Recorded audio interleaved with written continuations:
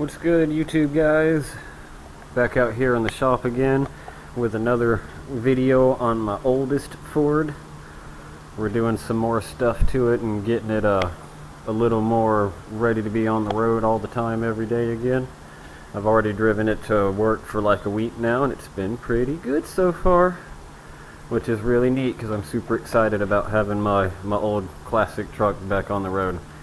She's had the wobbly, dangerous front ends and ran really good and all that stuff for a couple years now, which has been just frustrating because I haven't had the facilitizations and the proper tools to do that job.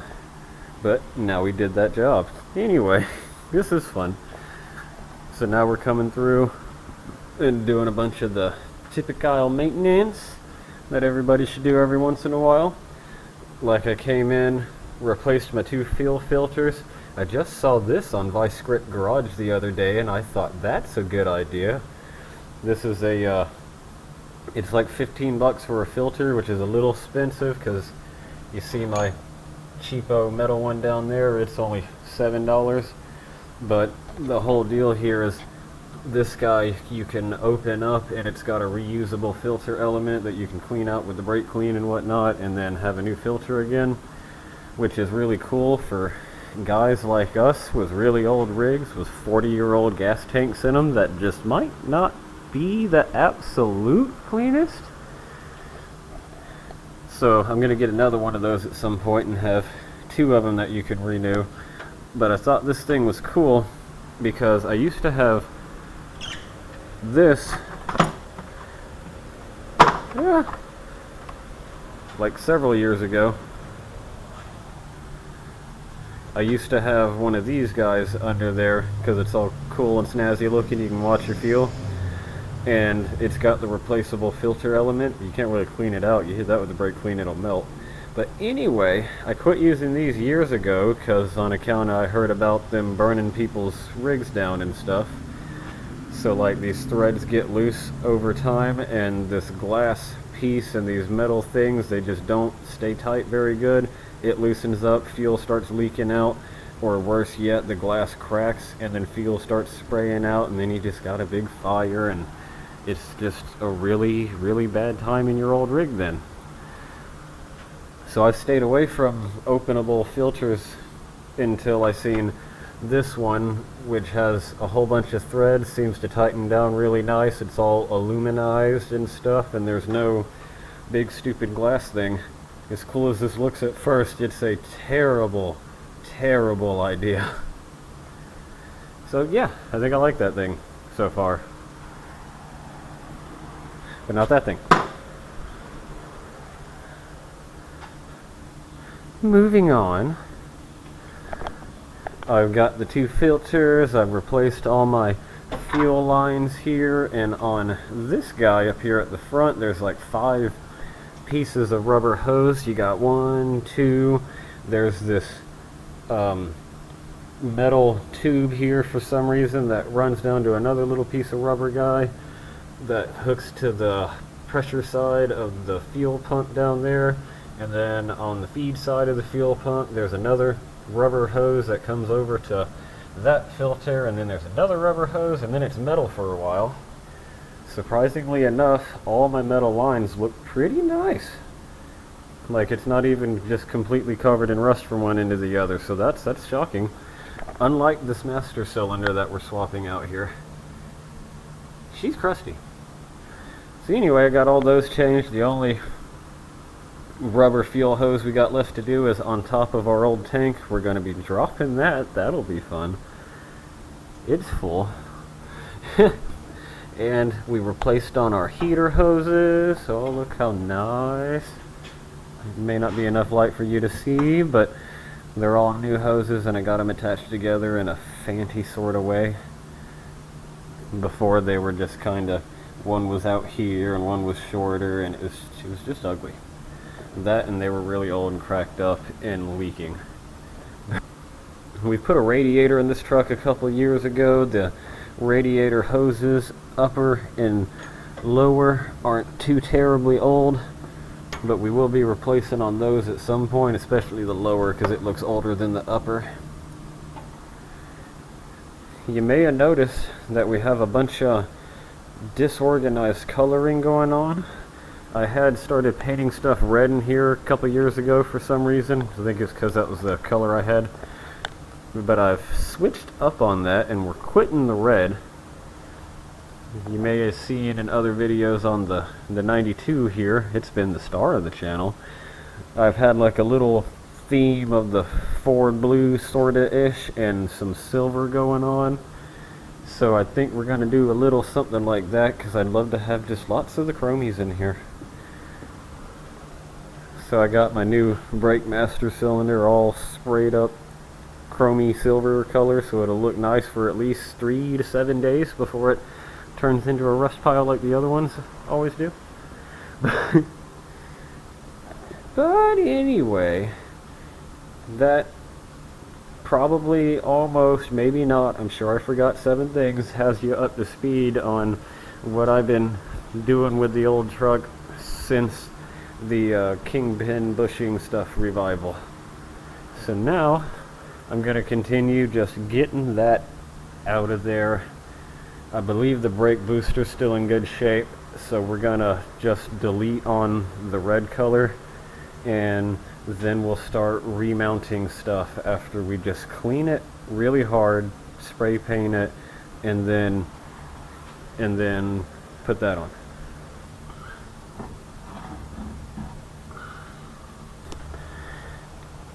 But this is the reason we're replacing it.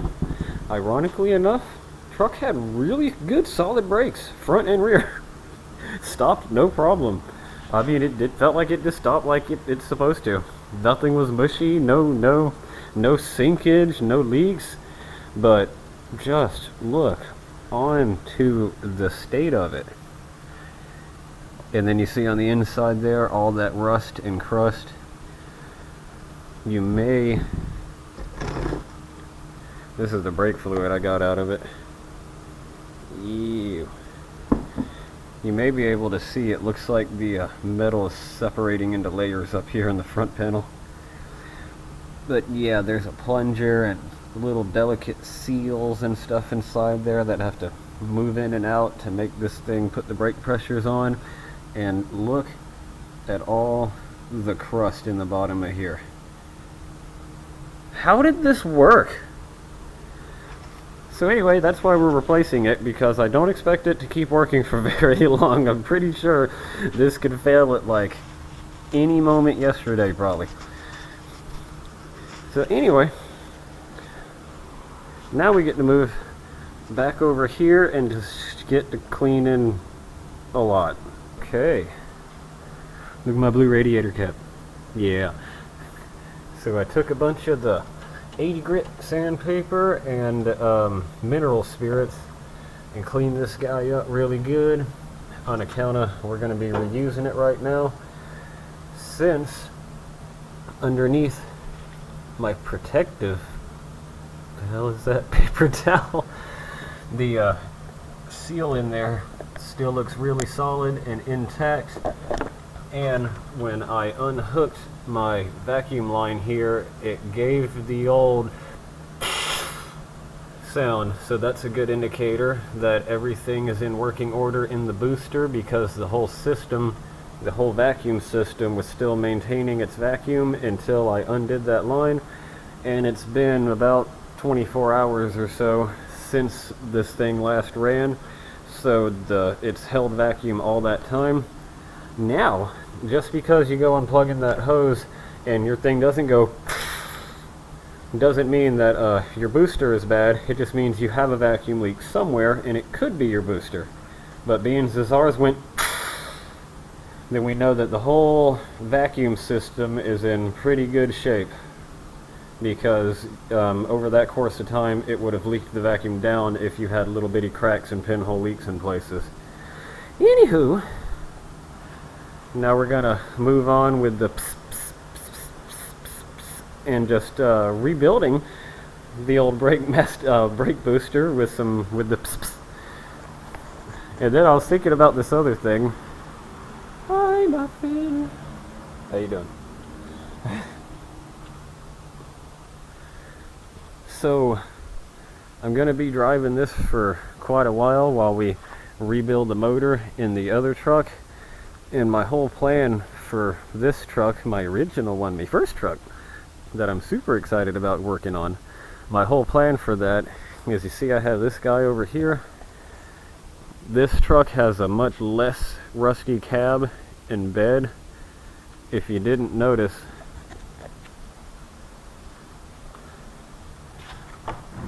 this one has just a little bit. You could lose some things down there, is what I'm saying.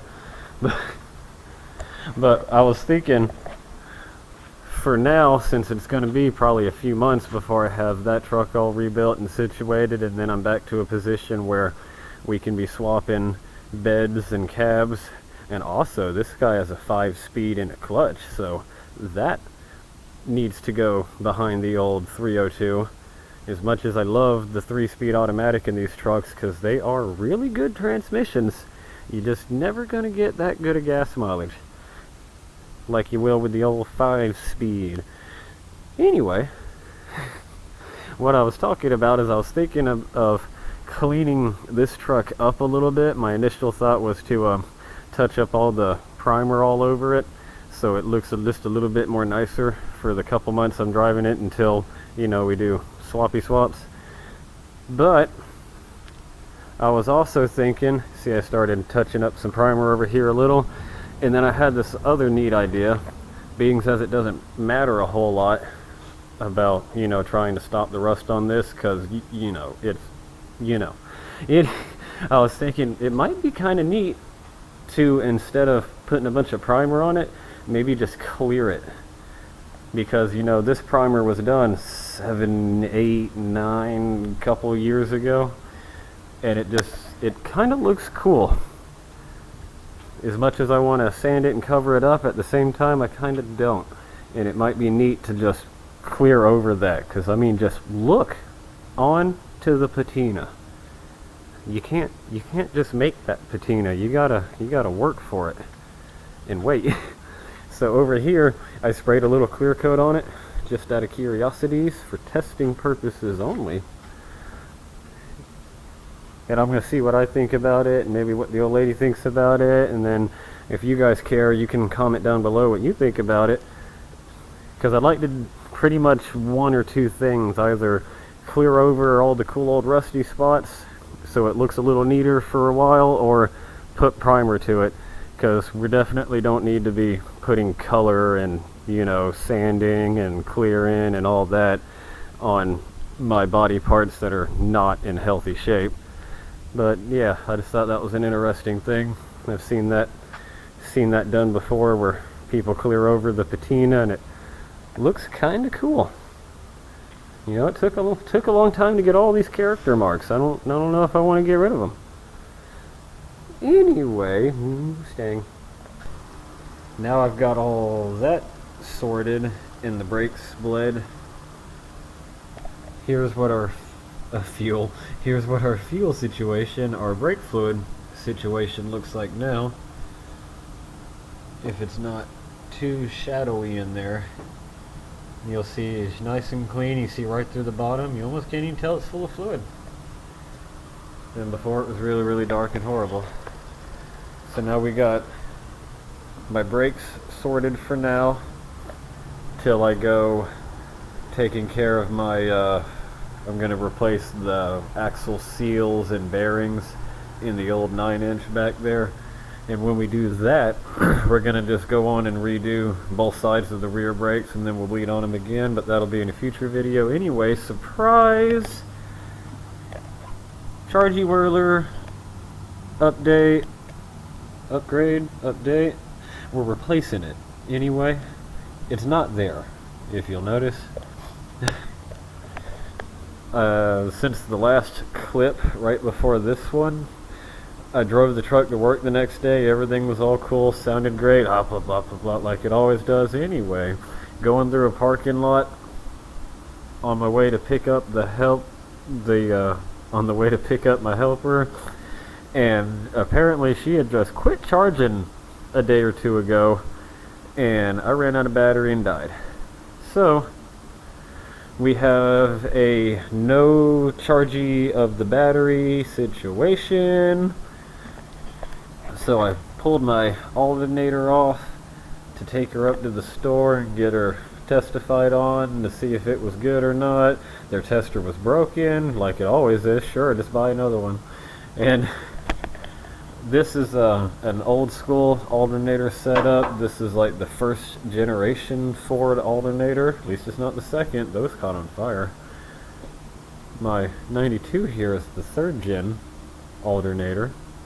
Fun fact. Anyway, the first gen has a external regulator, external voltage regulator, which is this box right here. She's $20. And then right next to that is the old starter solenoid. We're just going to replace on that too, because all these electrical starty, battery runny dead problems, we just want to sort them good. And I went ahead and got voltage regulator, the starter solenoid, and purchased on a new alternator, all with the lifetime warranties, because I just keep everything for absolutely ever. And we're going to go ahead and get replacing on that stuff. And you'll see we got some questionable connections here and there. Clean everything up really good. So here's my new alternator. The one on the 92 back here, the third generation, has one wire connection here and like a 3-wire pluggy in guy, because its voltage regulation is done inside the housing. This is old school. The regulation is done over here. And anyway, I wasn't even telling you about that. The whole reason I got the alternator over here is to show you. See these other terminal connections here. This one is the one that feeds power back to your battery. This is the field connection. The alternator needs a small amount of current supplied to the field, so it makes magical pixies when everything's spinning from the belt, and it can make the powers. And that gets connected here, as well as replacing these three things and cleaning on the connections. We're also going to come in here. These are very old school, 40-year-old electronical connections. And these things are a push-on type of button guy. Like this stud back here, they just push in place and it's like a compression fitting, which is definitely not the best for making a good strong connection. And these things already have little nuts and bolts on them already, so what we're going to do is cut the old school push button guys off and solder me on a eyelet, a little small eyelet for sliding over these guys, so I can tighten it down with a nut, because that's probably going to make a much better long-term connection. But yeah, now we're going to do all that. Right, so now we hung my new charging whirler. Help a feller understand how shiny and nice that looks. Past the ugly wiring right there, that we're getting to that. My electronical choke off my carburetor here was run down through this, the wire for it was run down through this fancy little heat protectant type of tubey guy there, and it ran down and tied in to the back of the old charging whirler. So I went ahead and replaced on it a little bit. See, it was one of those pushy type connector guys that just kind of slid onto the back terminal there. And we have issues on and off with the electric choke. Like here recently, when the charging system quit working, I lost the electric choke. Imagine that. But anyway, I replaced that wire. I got me a brand new piece of wire, ran inside this little sock thing, which was a pain getting the wire through there. But I sure like having that thing on there since it's sitting on the old, that thing, valve cover. And we've got heat shrink and soldered connections to our little in guys, plugging in each way. on the back side, probably can't see anything there, but on the back side of the old alternators, we have an eyelet connection and a bolt on there instead of the pushy tabby guy. Now, next on the agenda, the other two connections that go to the alternator are this guy to slap over the field stick connection to, you know, give the field power guy, and then this is the main chargy choocher dude that sends power back up. I believe it goes through this harness, ties into the starter solenoid, and then goes back to the battery. So I'm going to go tearing into this old 40-year-old wiring harness and see if I can just make a brand new wire solid from each of those 2 points to where they go. Quick. Alright, let me get you into this mess I've made. I pulled the battery out.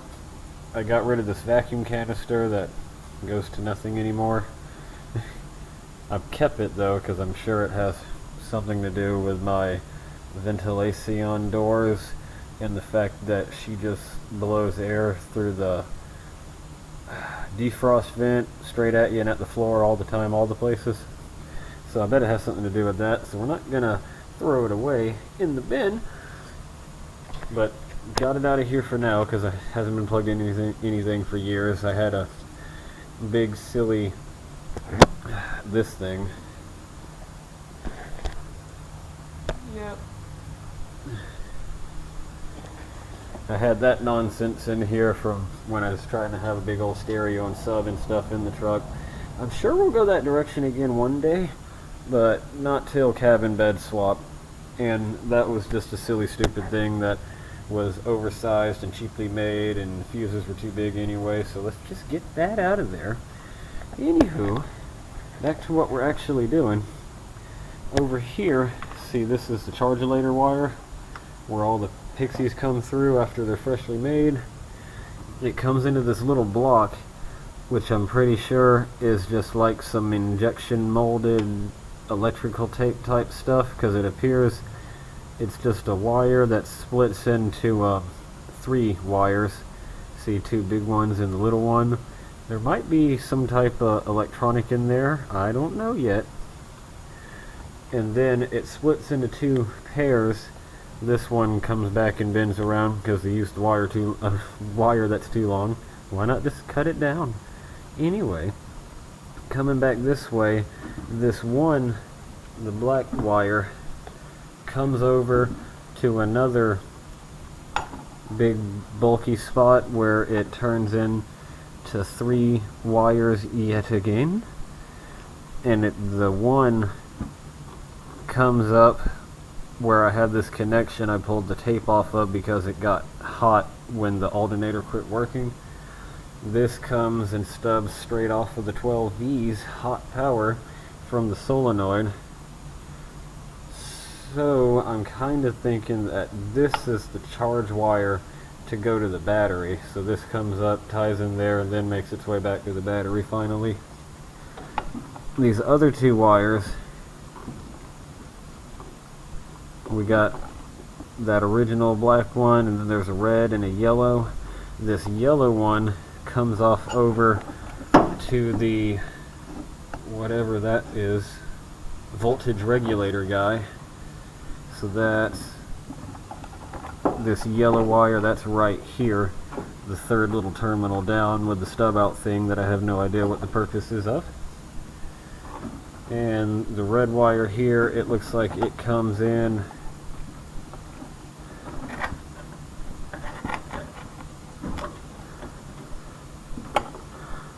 I just don't know what happens to the red wire. See, it comes into this connector and then it just disappears. So I don't know what that's all about. Coming back this way, you see the yellow wire stobbing off of where the power is coming from. It looks like this yellow wire comes into the connector, goes out the back side of this old connector, which is probably making horrible connections, runs into this harness and goes back into the cab. So it would appear this yellow wire is where all the electronics inside the truck, yeah, there's a bunch of those, This is where they get their power from. This other little yellow wire with the green strip comes... Where do you go? Yeah, the other yellow wire with the green strip comes into this connector and also doesn't come out the other side. And then lastly here we have this orange wire, which if you follow it back around comes over to the field energizing guy. This is what gets the power to the alternator. I have a feeling I found the problem with our whole system here, possibly. Right back here on this exciting guy, you might be able to see this wire has just had the poop smushed out right of it, and it's full of electrical green poop, and I'm sure that that's an issue, like, because it seems this wire got really hot here, right? It seems like possibly something went wrong with the voltage regulation, and there's a dead short somewhere, and I think that's why these connections got really hot. So it would appear that this could have possibly been the dead short if this touched something down there, which it must have touched something because something squished the daylights out of it. So I'm thinking maybe that's the dead short, and that might be where everything went wrong. Possibly that hurt the alternator or it fried out this thing, I don't really know. Anyway, getting back to what we're doing, I want to come in here and replace on this wiring all through here. I want to take this apart and figure out what exactly that is. I think it's just splitting one wire off into three and start just replacing some whole sections of wired, you know, doing whole new circuits here and there as much as we can. But I don't have this size wire, but I do have this size wire, which is good because, you know, that's the one that got smushed. So we're going to replace on the energizer wire for the field all the way back. It comes around here and ties back into the voltage regulator. So we're going to try to unpin that wire from this old connector, do the best we can, so that way we don't have a bunch of breaks in it as best as I can avoid, and have a nice new wire feeding the field. When I get the right size wire for this stuff, I want to replace on the rest of that. Now I've taken this nasty end off of our charging wire and soldered up a nice new end for now until we just replace on a bunch of this old harness. I also came in, we fixed the spot where the wire had burned before, and we also did another big old major thing that hopefully works. Haven't tried it yet. See this relay I just added in? Yeah, 1981 got a relay. 2 of them now, I think. That is tied into my starting circuit for the starter, because the whole time we've owned this truck, it never started, it never cranked, and it's probably because of these fusible links over here, but never mind those that I just found recently. Anyway, bypassed all of that. What we've been doing for like 20 years, I'm sure everybody knows, if you jump from power to the start pole, she spins the starter. So for like 20 years we've had a wire from here and a wire from there, ran into the dash to this old switch right here. And this switch broke several years ago, where I pressed the button to start the truck and it stayed starting and the starter wouldn't quit, so I ripped the wires out of it. And the last few years I've been starting the truck by just touching the 2 wires together, you know, all hot wire style. So what I just did now, got into me old book here, figured out what wires do what on my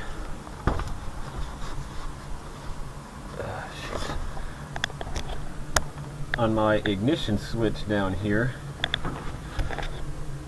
And then you might be able to tell, see there's lots of new heat shrink in there. I had 2 other bad connections because in the past I had jumped power that goes to the coil because it also quit working, and I fixed up on that connection, and I tied in to the start circuit on the switch.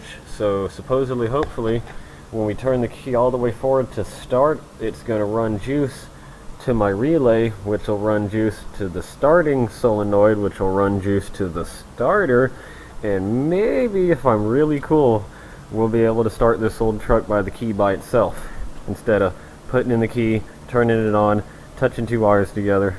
You know, fancy stuff. Now I've about got most of my wiring sorted for now. I'll wrap some things up just a little bit, and then we'll pop the old starting solenoid off, put the new solenoid, put the new other thing, voltage regulator on, and plug everybody back in, and hopefully it'll start by the key and charge the battery that's not in it. It's a little bit better. Now we got our new stuff and our other new stuff down there. Everybody's connected, the wires are all hidden away in the looms. Look at my looms. See, little piece, behind the red wire.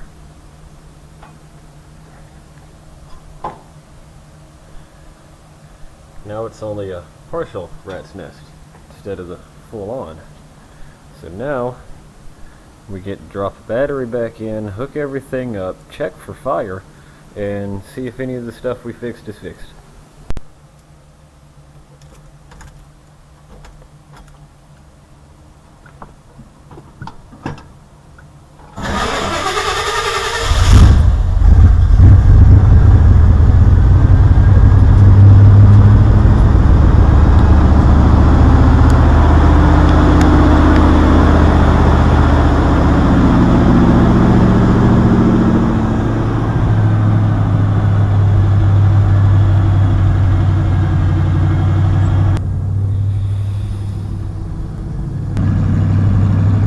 Did.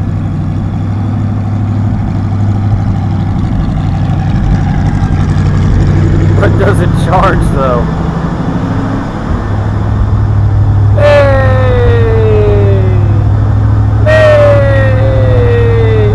Hey! How you doing?